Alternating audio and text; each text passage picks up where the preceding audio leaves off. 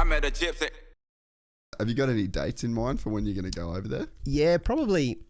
They got this like big overland festival over there, which is like their big four-wheel drive show of the year. So I'm thinking I might start off at that overland festival in May next year. Where's that at? Flagstaff in Arizona. Yeah. And start there, and then you could go to Colorado pretty easy from there. Colorado, Moab from there. Moab's close. Yeah, it's pretty central. So we'll start there, and then probably do a bit of exploring. Yeah. And get some crew over there to join us on a trip. And and so you're going to go through like the visa process and all that? Yeah. You've had to go through that? I'll have to do it. I haven't started on the process, mind you. I better get into it. Yeah, because I think just with taking the vehicle over, it's probably a 3-month ordeal. Who knows? Yeah, there's probably some like carnet stuff. Have you ever had to do any carnet forms and shit? No. Yeah, whenever you travel into overseas with like equipment and stuff, because it's so expensive, if you sold it there, you could get away without the tax. Yeah. So you like itemize your what you're taking, and then you do a form called a carnet.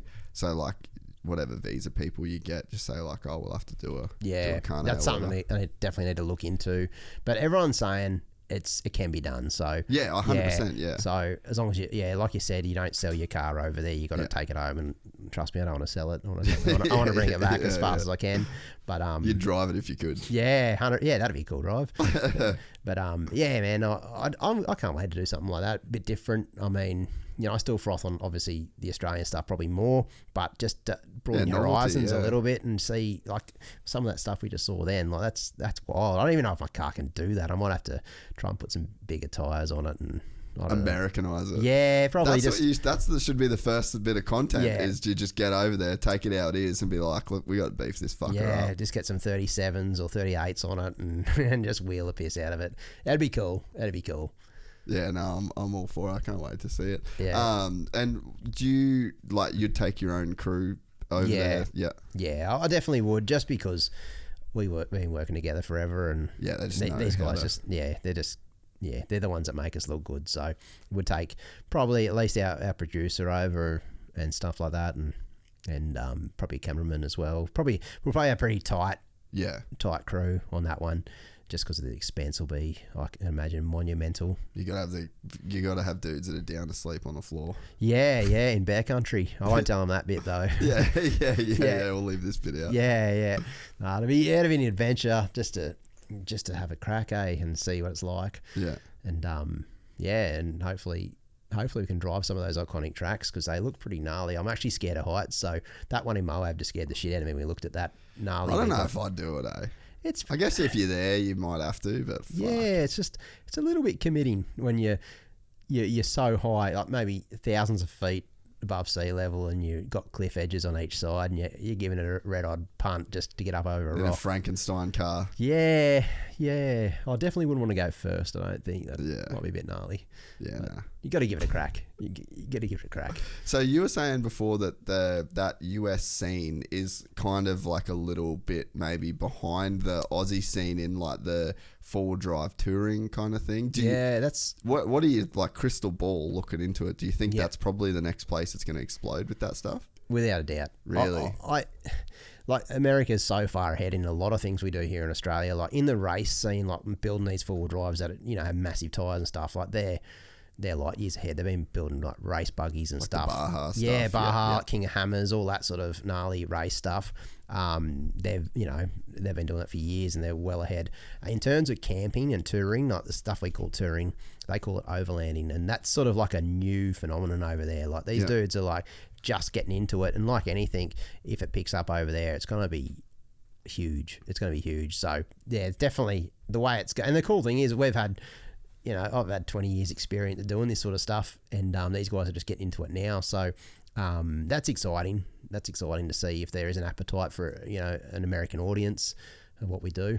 And in what ways is the Aussie market ahead in that? In nearly everything. I mean, I think like Aussies grew up camping, sleeping in a swag and canvas on the ground. Like they just don't tend to do it without having like an RV or a cabin to go to at the end of the day. Yeah. We, like most of my childhood memories of when we went on holidays was in an old tent that took about 4 hours to set up with 1 million poles, and it was, caused huge fights and all the rest of it. Yeah. And then, you camp out that for a couple of weeks and in the outdoors and all that, camping out of your vehicle. We have fridges in our cars now. Yep. We've got 12-volt systems. And we live out of our cars. They don't tend to do that as much over there, I get the impression. It's sort of a new novelty, and they're doing it without a doubt now. But we've been doing it for, like I said, since we were kids, right? And Aussies are, I don't know, maybe a little bit more adventurous in some of those. A bit more rugged. And they're happy to sleep on the ground and not have an aircon to go back into every night. Like, they just do it. So we have a lot of experience in that space, but also in the aftermarket gear space. Because you've developed so much more. Well, we have, and our roads are shit house. We have more dirt roads that are corrugated than probably most countries out there. So we just break our shit all the time. So we've got an aftermarket industry that has supported building these cars better, and we make some of the best gear in the world. And I was surprised by that when I went to the US. But in this like expo, they got these massive big "Made in Australia" signs and stuff. That's the thing. Yeah, man. If you've got a product that's made in Australia, it's tough as, because Patriot's over there now. Patriot, they're doing huge stuff over there. Max Tracks are doing huge stuff. There's a heap of companies, Red Arc, who do all the 12-volt stuff.